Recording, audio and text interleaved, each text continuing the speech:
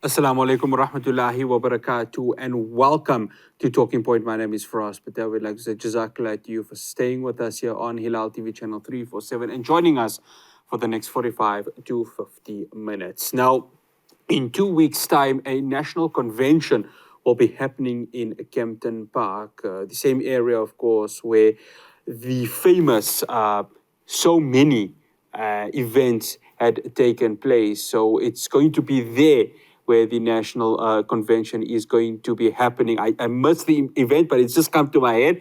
It's none other than CODESA, of course, that happened in the early 90s. Now, there's going to be various political parties that are going to be joining that national convention: the Democratic Alliance, the Inkatha Freedom Party, Freedom Front Plus, ActionSA, the National Freedom Party, the United Independent Movement, and the Spectrum National Party will be forming that national convention. Now, joining us to talk from a ActionSA perspective, and of course, we're obviously going to be delving into ActionSA. They're going to be having a policy conference next month, so we're going to be talking about that also. But talking about the national convention, I'd like to welcome the Eastern Cape Chairperson of the ActionSA, Athol Trollip. Mr. Trollip, thank you so much for joining us here on Talking Point. Thank you very much for having me on Talking Point. It's always a pleasure to talk to you, especially about ActionSA. No, it's an absolute pleasure. We are going to be touching on ActionSA in a bit, but I want to talk about this national convention. So, obviously, Mr. Trollip, I know that ActionSA, it wasn't an immediate reaction or an immediate joining of the national convention. Of course, it was termed the Moonshot Pact. Talk to us about why ActionSA had eventually decided to put themselves within this national convention / Moonshot Pact. Okay, well, first of all, we were quite taken aback that the leader of the Democratic Alliance made an announcement at their Congress that he was going to convene this Moonshot Pact before having spoken to any of the participating parties. I think we were all taken aback. But, I think self-respecting political parties that are in opposition to the ANC in South Africa can't really turn down such an initiative because, the ANC have had 30 years at the helm in South Africa. They've shown to be overwhelmed and inept, and, corruption has become the watchword under the ANC government. So I believe that South Africans need an alternative, and every endeavor to bring political parties together to offer them, the electorate, something different is something that I think self-respecting, positive opposition parties should commit themselves to. So there was some opposition initially, because, it was a unilateral declaration that Mr. Steenhuisen made that he was going to put this pact together. Also, there's been some opposition from all the participating parties about the name, Moonshot Pact. If you study American politics, you might understand what it means, but in South African politics and in the context of where our country is now, not really many people understand what a Moonshot Pact is. So there's been a lot of discussion about what we will call this initiative when we go to our convention in 2 weeks' time, as you said. What's been interesting about it is that, disparate political parties that are niche political parties that represent various interest groups, various cultural groups and language groups and ethnicities, etc., are coming together, and we've been doing that for the last 3 months, meeting on a weekly basis to put plans in place to have this convention. What it's not going to be is not going to become a united group of parties that amalgamate into one political party. I think one big amorphous political party that's aimed against the ANC is never going to be successful and will probably last a week or two. So I think it's been very important for all participating parties to retain our identity, but to bring whatever we can to the party that will make the sum of the parts greater, or the sum of the whole greater than the sum of the parts. And I think South Africans are excited about the fact that for the first time in a very, very long time, opposition parties are talking to each other and have stopped criticizing each other and finger pointing. And it's quite exciting. We're looking forward to the convention. But also, I must say, there have been, many bilateral meetings and trilateral meetings over the period where we've got to know other parties better. And many of the parties have already been cooperating in coalition government. So they're not completely strange to us. Mr. Trollip, you say South Africans are excited for this national convention, but the democracy that we are in, 30 years, of course, next year, is the democracy that we have right now ready for a multi-party national convention or a multi-party organization that, of course, can go ahead and compete in next year's elections?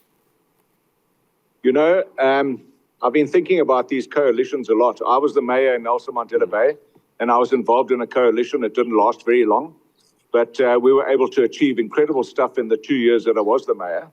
And Herman Mashaba himself was in a coalition in Johannesburg. And he has an interesting point that people don't often think about. We've actually been led and governed by a coalition for the last 30 years in South Africa. It's a coalition or an alliance between the ANC, COSATU, and the SACP.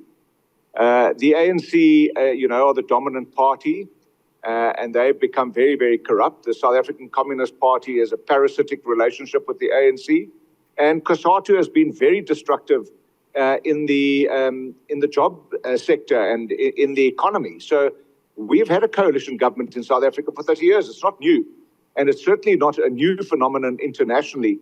More and more countries across the world are being governed in coalition, and I don't think South Africa is any different. Mr. Trollip, we're going to be touching on the mechanics in the next segment of how this is going to work. Of course, should this alliance obviously be successful at next year's elections? But ideologically, of course, many of the parties are completely different. How do you take all of these ideologies and combine it as one? Because that's going to be the challenge, isn't it? And those discussions that you've been having with the parties to make sure that even if there are different ideologies, there can be one common aim. Yeah, absolutely. I think that many of the participating parties do have different ideologies. I don't think they're completely poles apart. Otherwise, they wouldn't have put their hands up to be participating in this convention. But what is interesting is that you can have different political ideologies, but you can be focused on the same solutions for seminal issues. So, for example, in South Africa, our economy is in serious trouble because of bad economic policies and also some really poor international relations. And then crime is completely out of control. And I think most South Africans understand that to combat crime, you need an effective South African police service that's motivated, that's morale is improved, and that you have a proper police, minister who understands something about policing.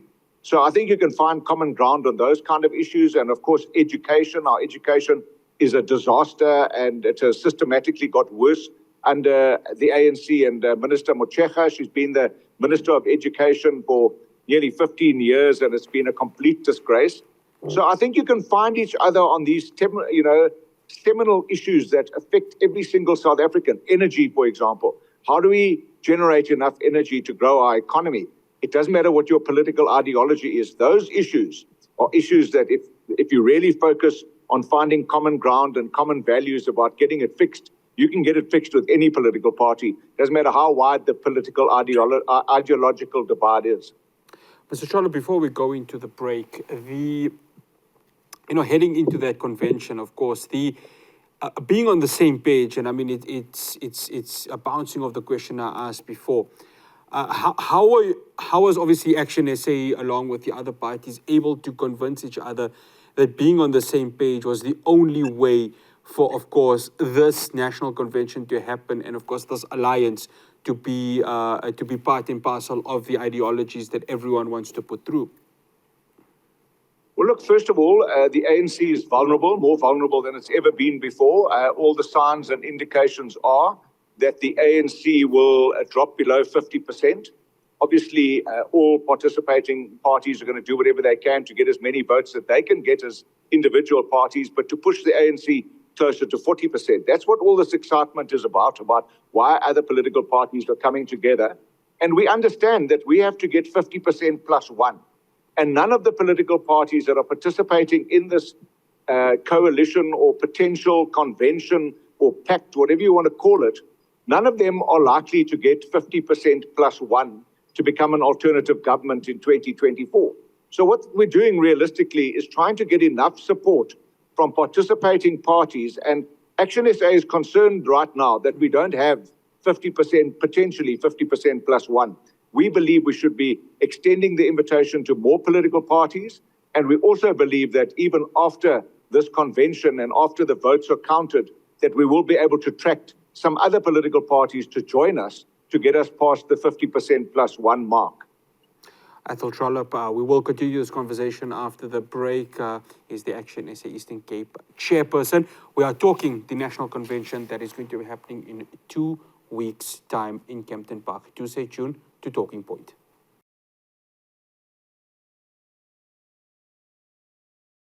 Welcome back to Talking Point. I'm in conversation with Athol Trollip. He's the ActionSA Eastern Cape Chairperson. Mr. Trollip, right, let's talk mechanics, because for the viewers at home who are probably getting a beginner's lesson within politics, they want to know, how is there going to be a power sharing way within this? So if, of course, the National Convention, the Moonshot Pact, this alliance works, how does the power split amongst the parties that are part of this?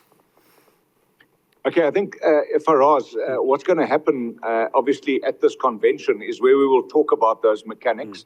Obviously, we've been giving it some thought already and tossing ideas around. But essentially, what we're going to be discussing at this convention is what kind of government would we put together if we could get 50% plus one.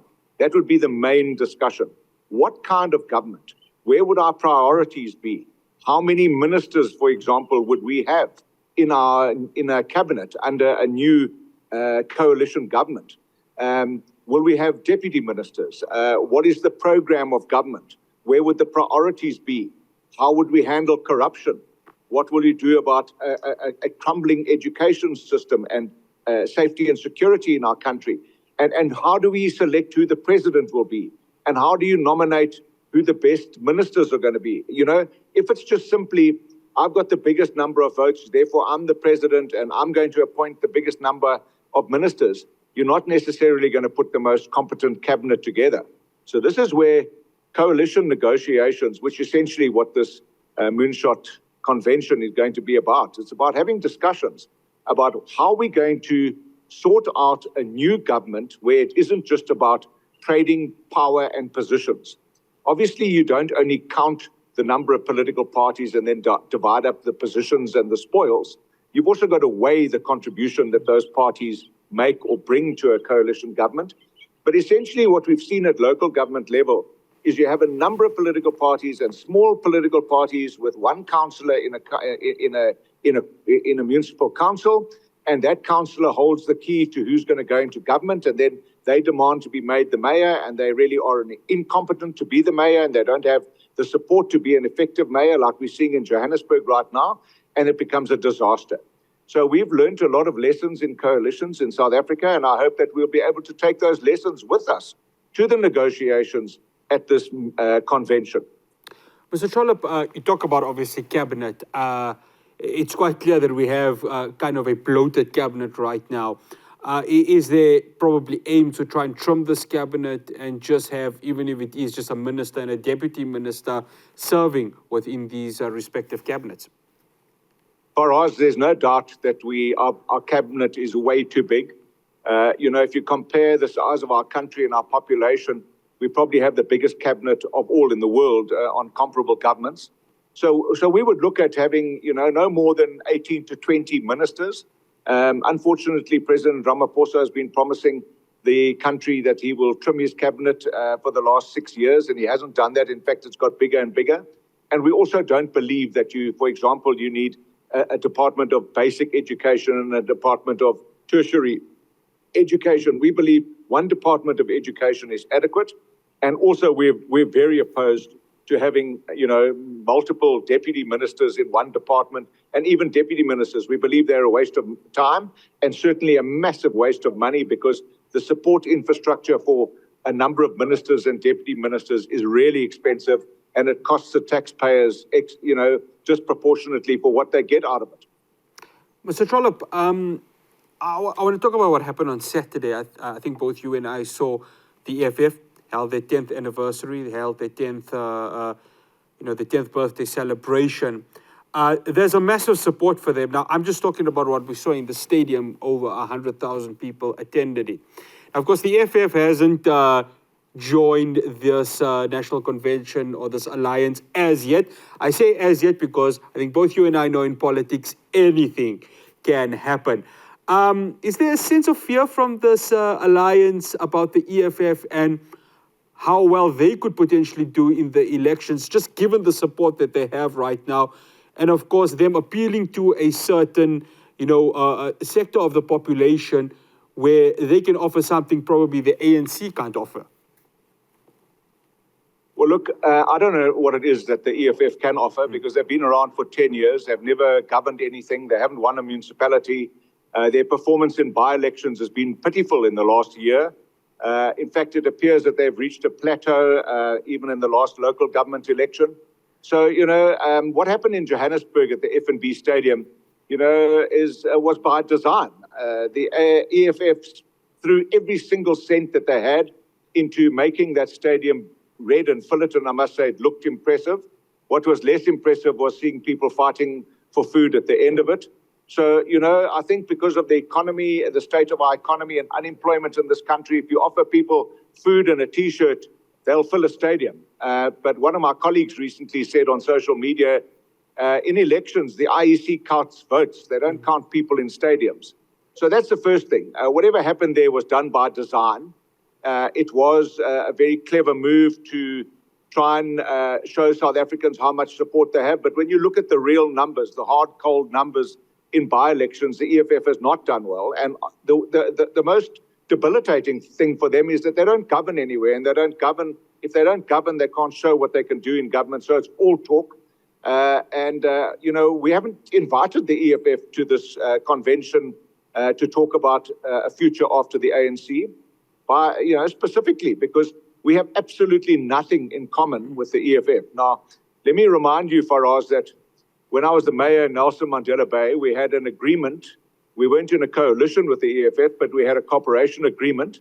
And it was Julius Malema who turned around and broke that agreement and said they were going to cut the throat of whiteness by getting rid of Athol Trollip, which they did. They then voted with the ANC and the UDM and other parties, and they got rid of me.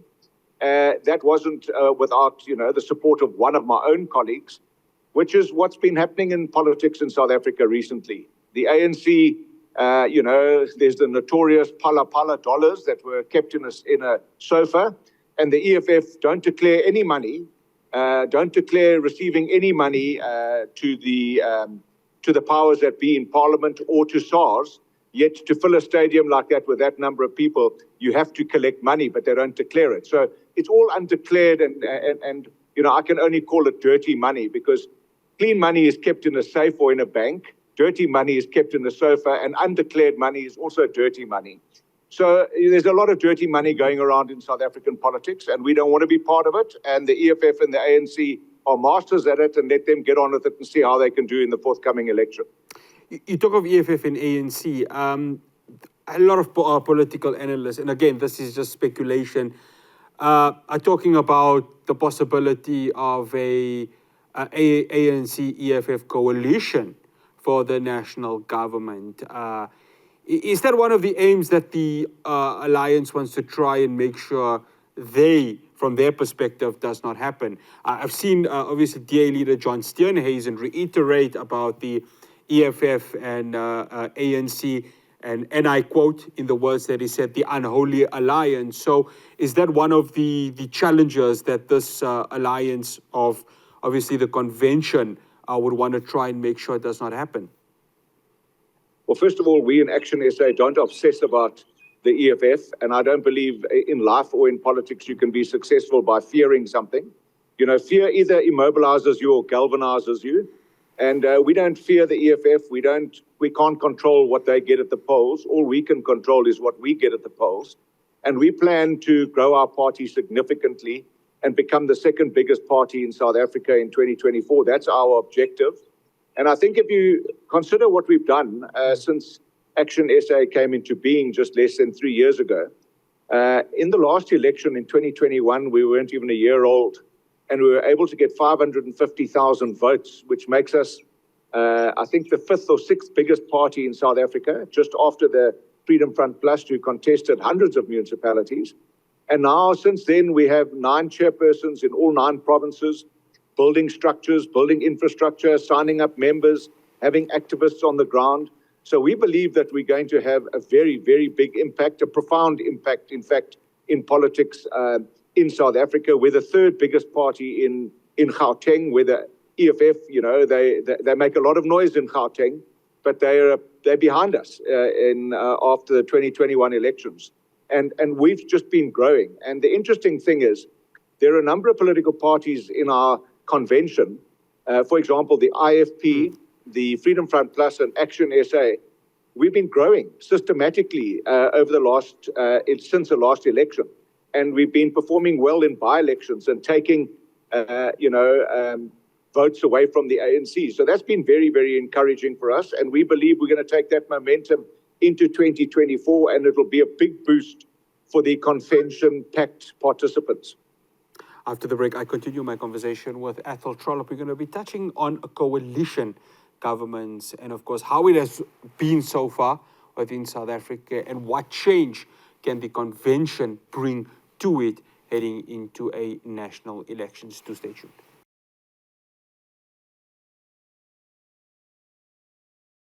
Welcome back to Talking Point. I'm still in conversation with Athol Trollip from ActionSA. Mr. Trollip, to the viewer at home, of course, who's looking at this convention, the alliance, they asking themselves, okay, so one of the aims is, of course, to unseat the ANC in next year's elections. But how do you balance unseating the ruling party with looking ahead to the future and, of course, the concerns that the citizens of our country face at this moment? For us, it's an interesting question because, many South Africans that I meet on a daily basis trying to convince them to vote for ActionSA, their first question to me is, what are you going to do for me? And then my response to them is, what has the ANC done to you? If you see what the ANC has done to this country, done to our education, done to joblessness, impoverished our people, they breastbeat about having 28 million South Africans on grant systems where, some of the grants are 350 Rand a month.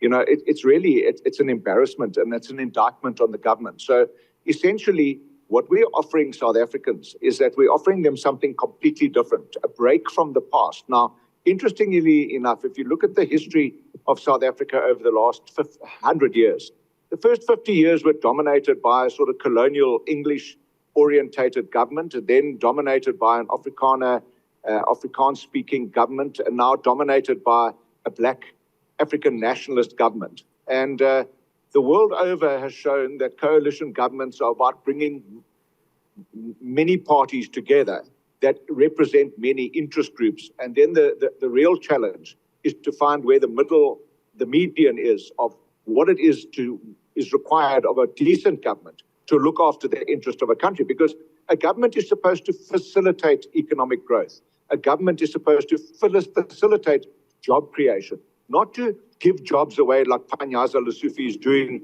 in Joburg, and not to do what the Department of Agriculture recently did, employed thousands of agricultural graduates and gave them 3-month contracts, extended it for a couple of months, and then terminated the contract.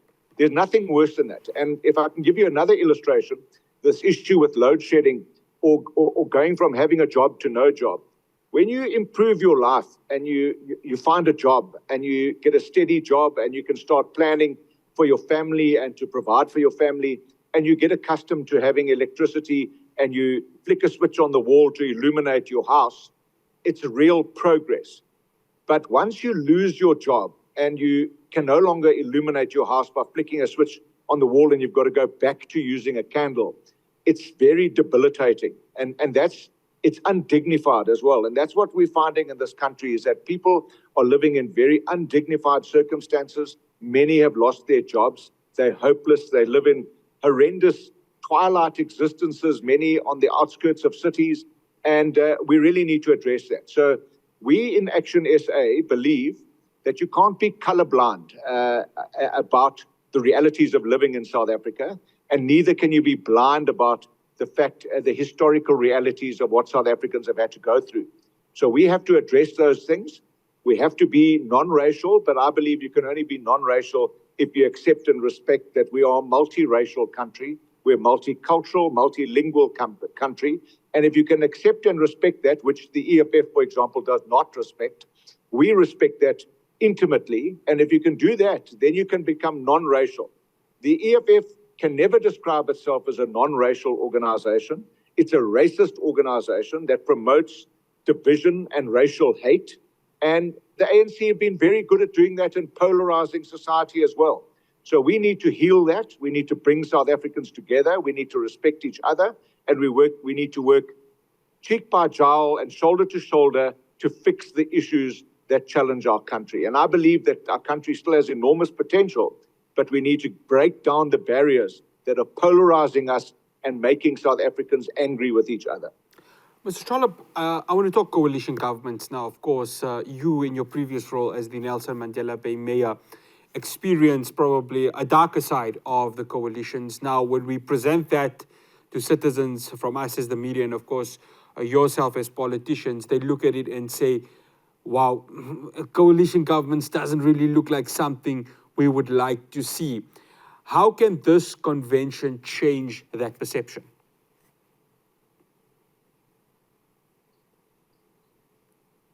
Mr. Trollip, are you there?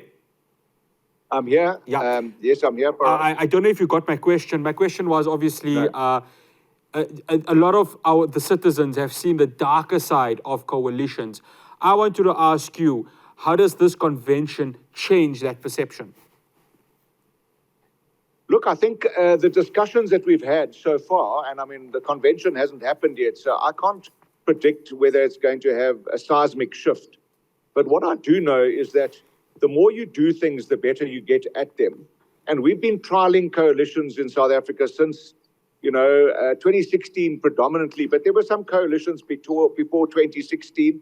2011, I think there was the first coalitions that came into being. Some of them have been very successful. Many of them haven't been successful because it was the first time they'd been around. I find it really curious now while they're looking at new legislation in Parliament about thresholds for coalitions and how many seats you need to get involved and whether you can get involved if you don't have so many seats. I find it really interesting because one of the comments that they've made, the ANC themselves, is that the weakness of coalitions is that you have a breakdown in professionalism and commitment in the civil service. Now, to me, that's complete nonsense.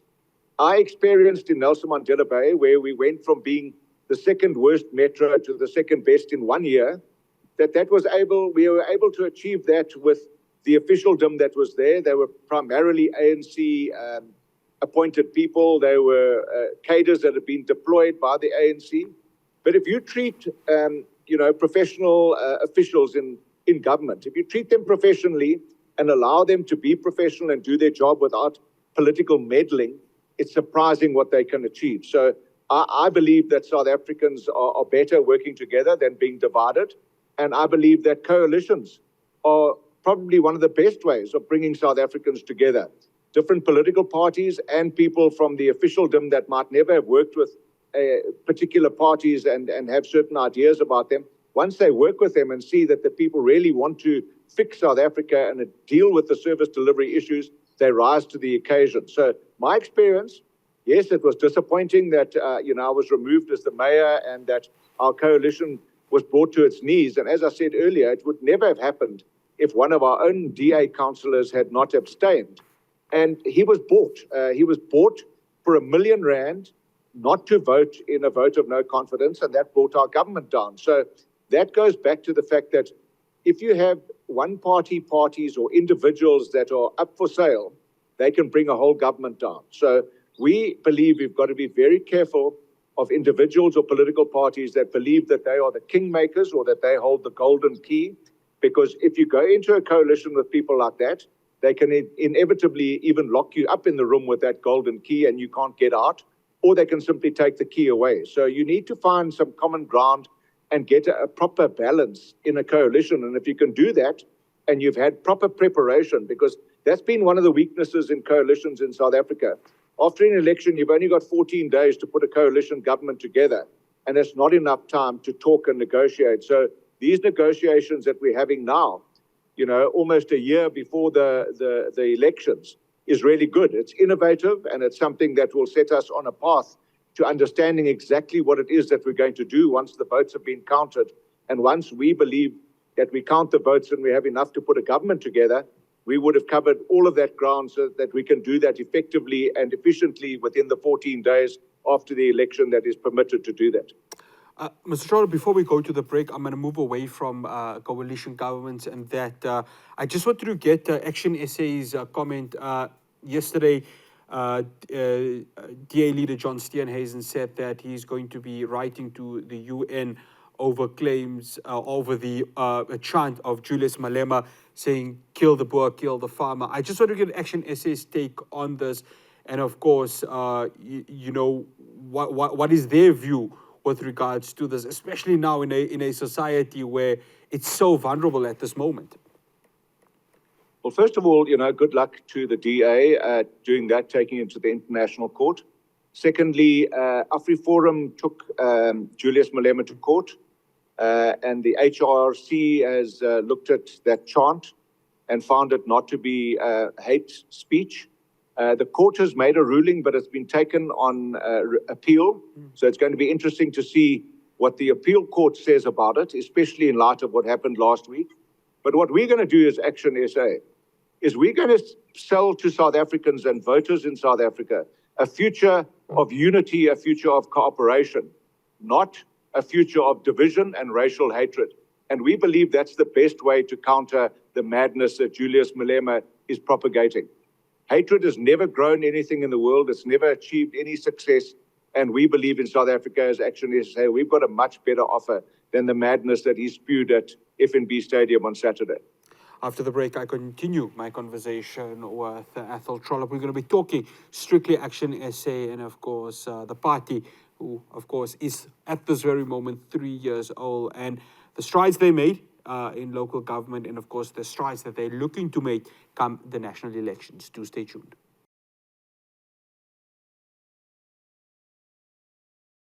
Welcome back to Talking Point. I'm concluding my conversation with ActionSA Eastern Cape Chairperson Athol Trollip. Going forward now, of course, we saw that ActionSA made the sort of impact they wanted to make with regards to the local government elections. Now, of course, comes the big fish. It's the national elections.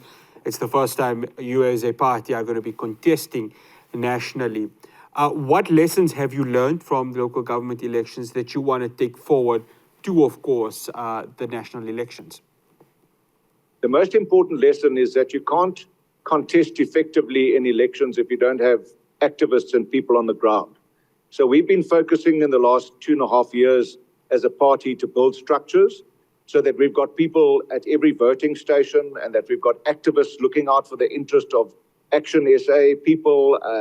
And that's been my task as a chairperson in the Eastern Cape, is to grow structures and our representation across the length and breadth of the province. We don't focus only in metro cities.